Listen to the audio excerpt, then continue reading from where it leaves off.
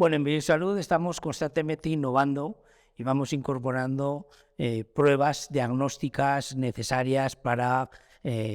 podernos ayudar a diagnosticar a nuestros pacientes y en los últimos tiempos hemos añadido a nuestro elenco pues algunas pruebas nuevas. Uno sería el panel de long COVID, del COVID persistente. Hay muchos pacientes que tienen una continuidad de síntomas después de haber pasado el COVID, que incluso las pruebas ya les salen negativas y sin embargo persisten algunos síntomas, cansancio, dolor de cabeza, etcétera, y en estos casos es fundamental si hay esta relación de mantenimiento de algunos síntomas posteriormente a haber pasado un COVID, pues entonces es importante hacer lo que denominamos el panel de long COVID o de COVID persistente. Este es un panel que ha sido desarrollado por seguramente uno de los mayores expertos en esta materia en el mundo, que es el doctor Bruce Patterson, de la Universidad de Stanford, y que consiste en la medición de una serie de citoquinas, la mayor parte inflamatorias, sobre todo las errantes, la CCL5, la interleuquina 2, la interleuquina 1 beta, en fin. Algunas citoquinas inflamatorias que se sabe que están aumentadas en su producción en lo que es el long COVID, y también medimos algunos factores de crecimiento de tejidos concretos, de tal manera que con todos estos datos vamos a poder confirmar o negar si el paciente está padeciendo lo que llamamos hoy en día el COVID persistente. Y por tanto vamos a poder prescribir el tratamiento adecuado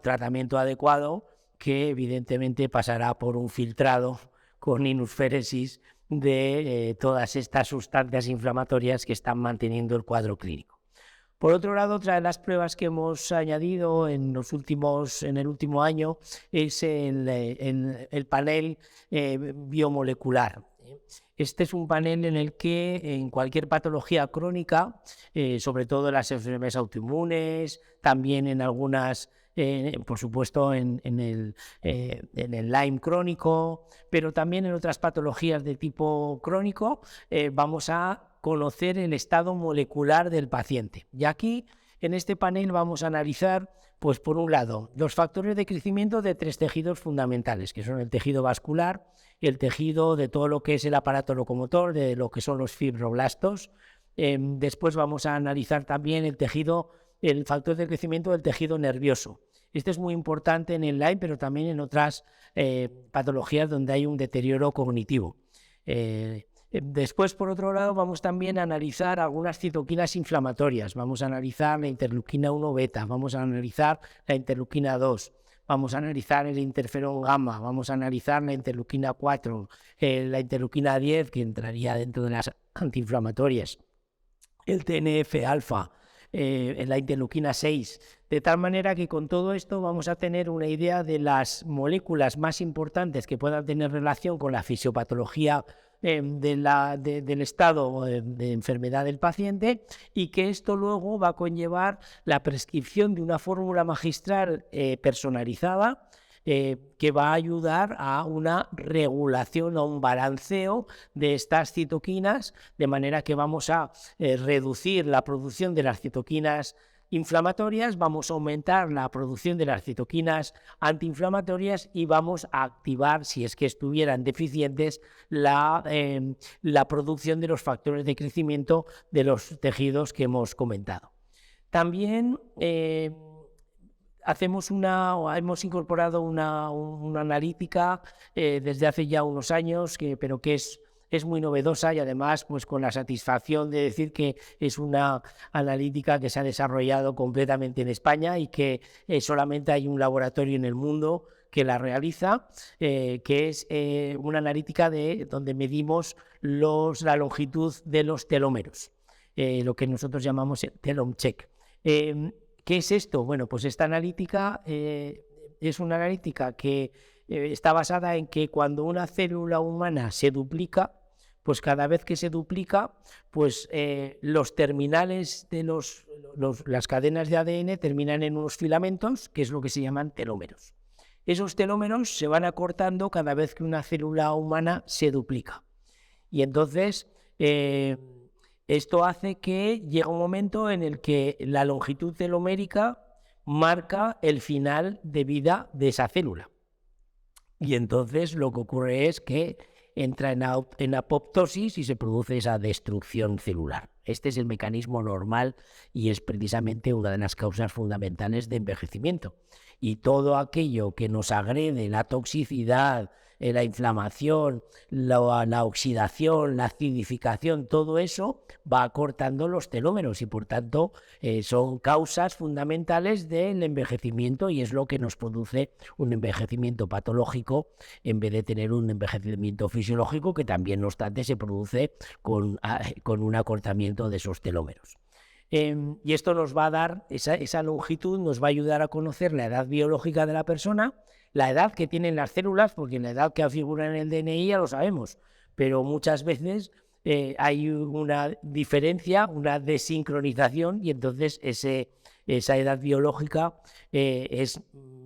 mayor que la edad cronológica y por tanto esa persona está con un envejecimiento patológico y a la vez esta prueba nos va a servir no solamente para saber nuestra edad biológica, sino también para ir monitorizando la respuesta a un tratamiento antienvejecimiento, porque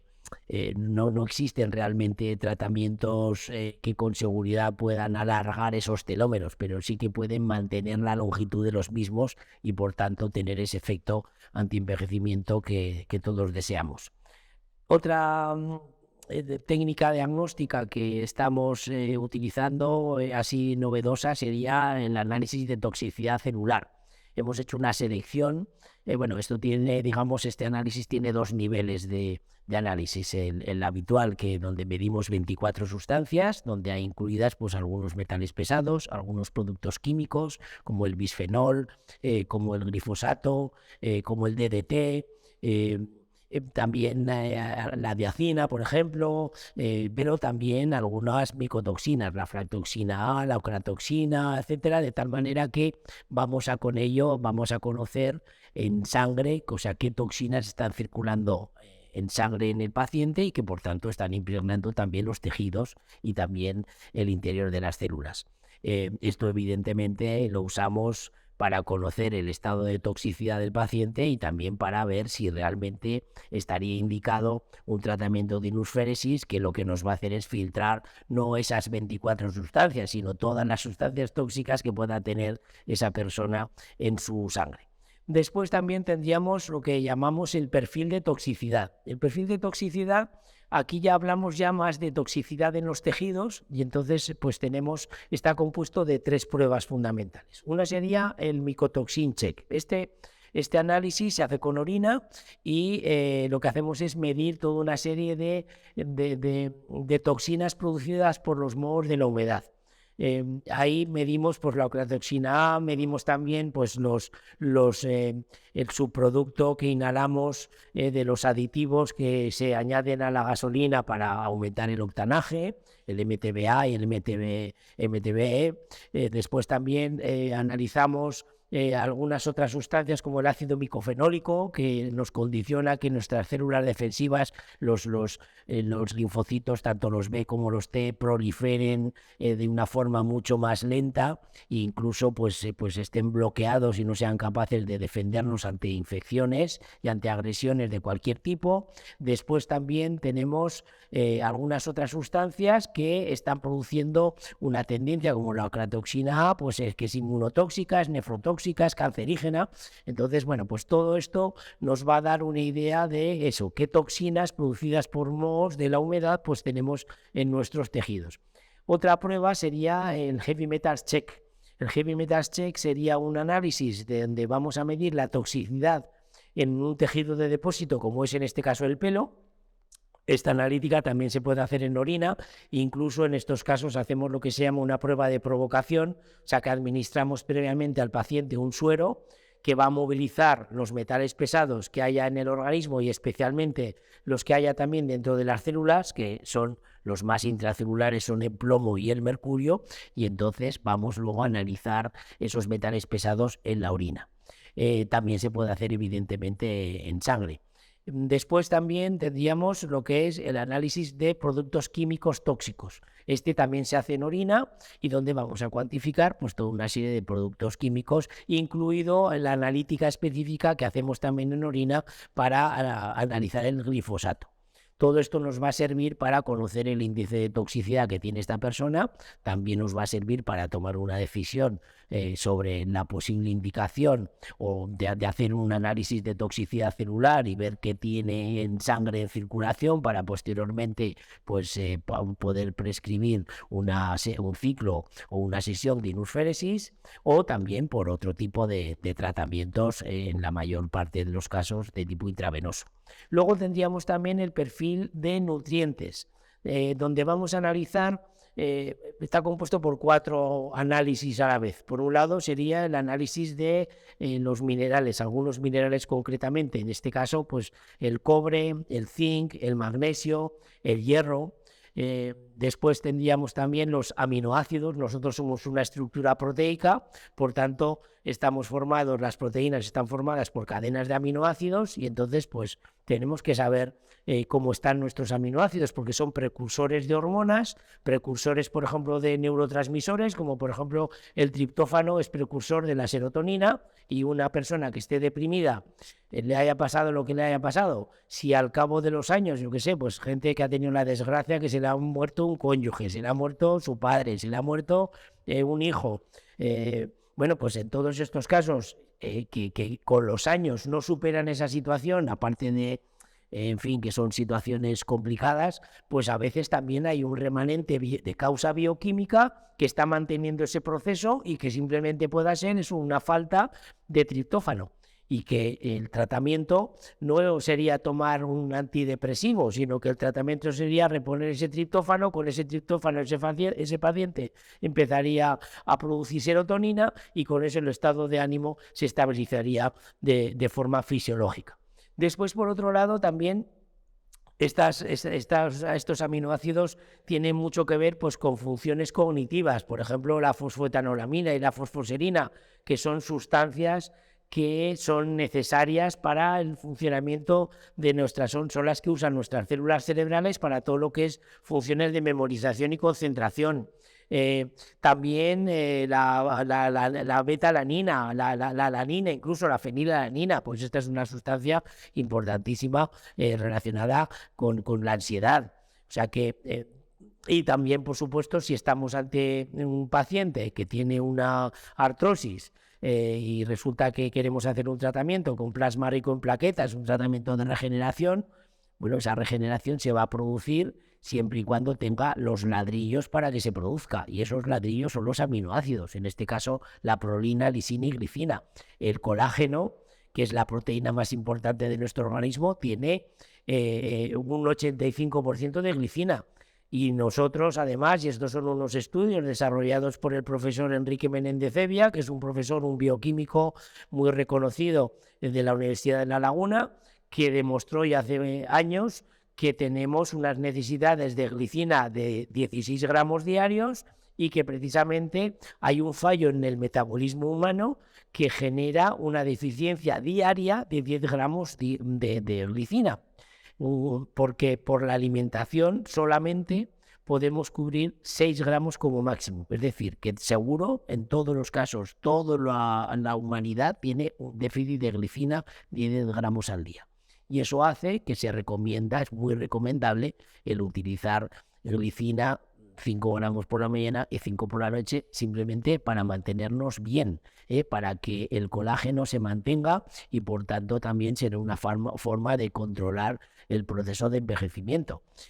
Por otro lado, también en estas pruebas tendríamos pues, lo que son los ácidos grasos esenciales. Esto es fundamental también. Por ejemplo, un paciente que tiene una patología inflamatoria, y aparte de que igual que cualquier patología empieza con una acidificación de los tejidos, también empieza con una inflamación silente que cada vez va haciendo más daño, ¿no? Y esta inflamación la modula el organismo o la trata de combatir con los ácidos grasos esenciales omega 3. Entonces vamos a medir todos los omega 3, todos los omega 5, todos los omega 6, todos los omega 7 y todos los omega 9. Y los omega, por ejemplo, los omega 5 y los omega 7 son protectores de piel y mucosas, los omega 9 son protectores cardiovasculares, entonces los omega 6 en cambio son proinflamatorios, y entonces un paciente que tenga los omega 3 bajos y los omega 6 altos siempre va a tener inflamación, y entonces si además tiene una artritis reumatoide, esa artritis reumatoide va a tener más sintomatología, una sintomatología mucho más florida por la inflamación que está descontrolada con esa deficiencia de omega 3 y ese exceso de omega 6. En este caso también es muy importante el análisis de las vitaminas. Sobre todo en este caso, pues analizamos como mínimo por la vitamina B6, la vitamina B12, la vitamina C, que es la antioxidante por naturaleza, y la vitamina D, porque la vitamina D no solamente tiene la función de fijar el calcio en los huesos, sino que tiene la función más importante, si cabe, de mantener el sistema inmune activo. De hecho, la vitamina D es la sustancia inmunomoduladora más importante que tenemos en el organismo. Es decir, que cualquier paciente con enfermedad autoinmune vamos a ver que tiene la vitamina D baja. Y hoy en día, pacientes con infecciones, pacientes con COVID persistente, pacientes con Lyme, todos estos pacientes tienen la vitamina D baja, y eso es una de las cosas que tenemos que solucionar desde el inicio. Y de hecho que hoy en día, bueno, pues yo recuerdo que de niño yo jugaba en la calle, jugábamos al balón, ahora los niños juegan con la videoconsola y juegan en casa, o sea, no les da el sol, vamos, ni de casualidad, con lo cual, pues efectivamente la producción de vitamina D está muy disminuida, y hoy en día pues es muy habitual que sea necesario el aporte diario o el aporte cada X tiempo, depende de los casos, de esa vitamina D, para mantenerla en unos valores aceptables. Incluso en los casos como las cifras de normalidad tienen una amplitud muy grande, de 75 a 250, pues en estas patologías crónicas que hoy en día estamos viendo con tanta frecuencia, hay que intentar que el paciente esté en el tercio superior de la normalidad. Por supuesto que no tenemos que pasarnos de ahí, porque podríamos tener entonces otros problemas, ¿no? Pero sí que esté en ese tercio medio, en ese tercio superior de la normalidad. Luego a veces analizamos también pues vitaminas como la vitamina B1, que es la tiamina, la vitamina B3, por ejemplo, la niacina, pues es muy importante, porque la niacina en pacientes que tienen falta de energía, que tienen cansancio, la fatiga crónica, la fibromialgia, todos estos pacientes que siempre les falta ritmo, porque no tienen suficiente producción de energía mitocondrial, no fabrican suficiente ATP, pues en muchos casos es por deficiencia de la vitamina B3, y esa normalmente pues no se analiza. También por otro lado tenemos la vitamina B2. La vitamina B2 es la riboflavina, es una vitamina antiinfecciosa. Entonces, si estamos hablando, por ejemplo, de un Lyme crónico, tendremos que chequear cómo está la vitamina B2, porque si la tiene baja, estamos perdiendo una oportunidad de ayuda en ese ambiente infectado que tiene el paciente. Luego ya, por último, tendríamos como novedad pues el análisis de intolerancias relacionadas con la producción de histamina. Es decir, dentro de lo que es la patología relacionada con la histamina, tendríamos varias posibilidades. La primera sería que el paciente tuviera un déficit de DAO, un déficit de diaminoxidasa, que es la enzima que metaboliza la histamina. La segunda sería, entonces, en ese caso, pues el tratamiento, claro, confirmado que hay un déficit de DAO, pues es tomar la diaminoxidasa que ese paciente no fabrica, que puede ser momentáneo o no, con lo cual hay una analítica que hacemos donde medimos la diaminoxidasa y además vemos si el motivo es genético o no, es decir, si eso es temporal o es que eso es para toda la vida. Después también puede haber pacientes que lo que tengan es una histaminosis, y entonces es una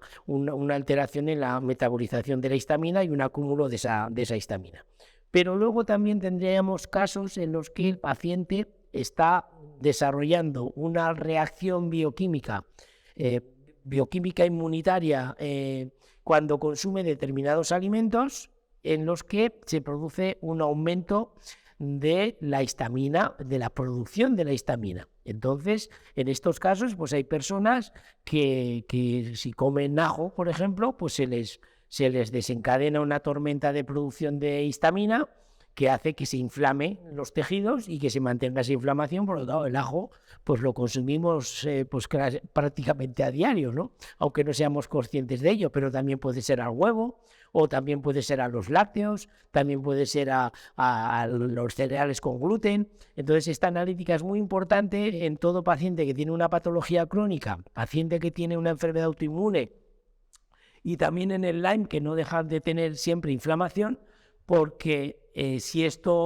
si parte de esa inflamación está producida por este mecanismo, lo vamos a poder eliminar de forma inmediata, ¿no? Luego esta persona tendrá que eliminar de su alimentación momentáneamente, en teoría durante 6 meses, la ingesta y el contacto con esos alimentos, y normalmente el organismo se regula y ya no tendrá ese exceso de producción de histamina por